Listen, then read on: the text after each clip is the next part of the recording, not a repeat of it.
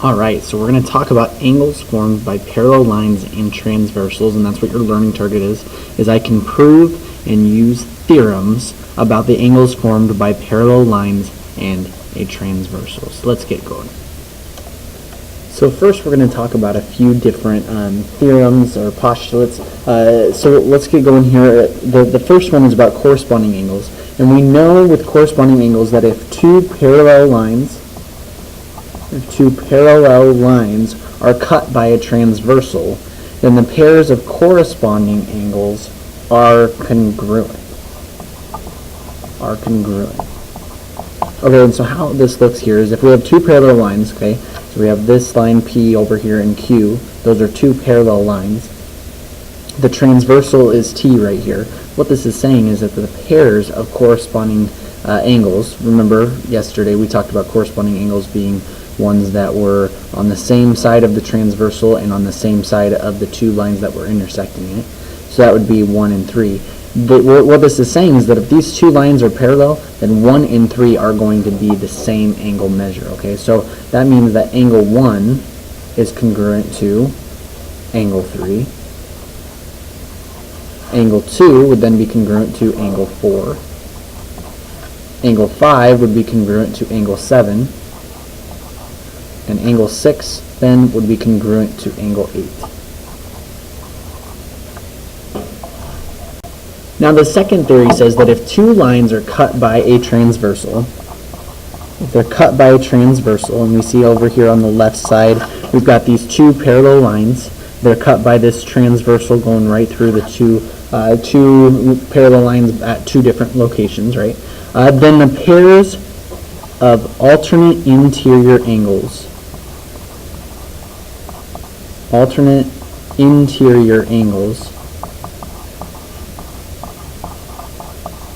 are congruent. And remember, alternate interior angles are the ones that are in between those two lines that are intersecting the transversal, and they're on the opposite sides of that transversal. So for example, angle 1 and angle 3 are alternate interior angles, and angle 2 and angle 4 are alternate interior angles.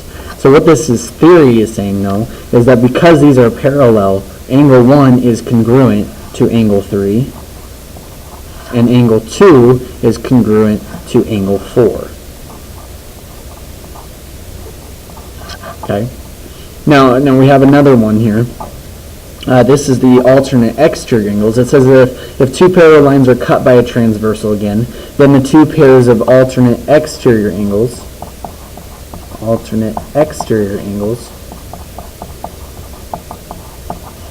are also going to be congruent. And remember, those exterior angles lie on the outside of those two lines that intersect the transversal.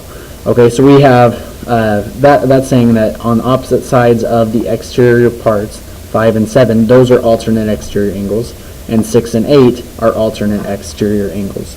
So if these are truly parallel, then 5 and 7, angle 5 and angle 7 will be congruent, and angle 6 and angle 8 will be congruent as well.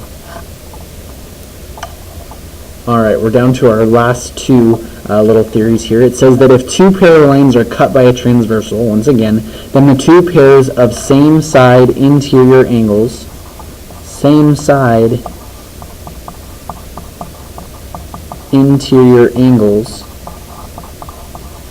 are, so that we're talking about same side interior angles are like 2 and 3, or interior, or on the inside of those two lines that are intersecting the transversal, and they're on their same side of that transversal as well.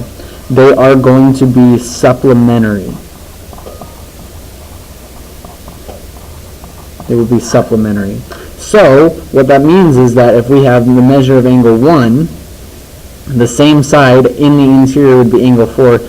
Those are supposed to add up to be 180 degrees, because we know supplementary angles add up to be 180 degrees. Therefore, angle 2 plus the measure of angle 3 will equal 180 degrees as well. Alright, and then this last one, it says that if two lines intersect, then the two pairs of vertical angles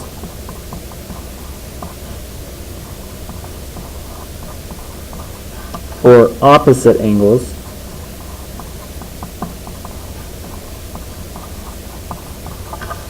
congruent. Okay, so we've got two lines intersecting. Then the opposite angles, or those vertical angles that we learned from last unit, those are going to be congruent. So angle 1, there should be angle 1 here. Angle 1 is congruent to angle 6. Angle 2 is congruent to angle 5. Angle 3 is congruent to angle 8. And angle 4 is congruent to angle 7.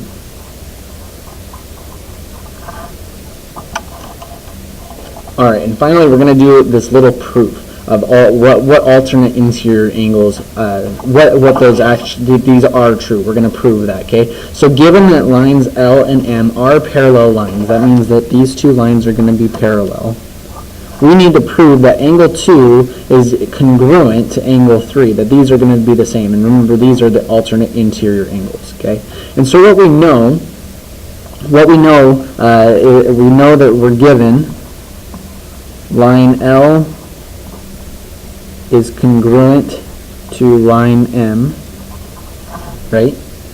And we also know that based on vertical angles,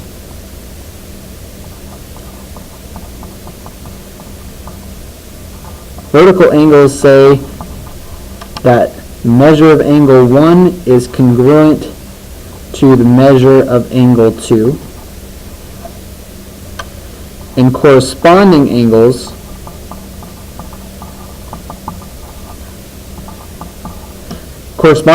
say that angle 1 is congruent to, measure of angle 1 is congruent to the measure of angle 3.